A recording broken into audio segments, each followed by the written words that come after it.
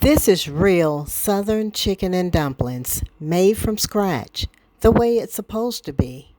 I'm using both chicken thighs and breast, slow simmered in a seasoned broth with onion, carrots, celery, garlic, bay leaves, and fresh thyme. That's where the flavor starts. The dumplings are simple: flour, cold butter, milk, and baking powder. Drop right into the pot so they steam up tender, not dense. A splash of heavy cream at the end brings everything together in a rich, comforting bowl that tastes like home.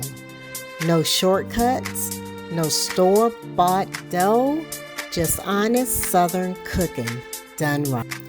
Now pay very close attention to how my husband is smushing the butter into the flour.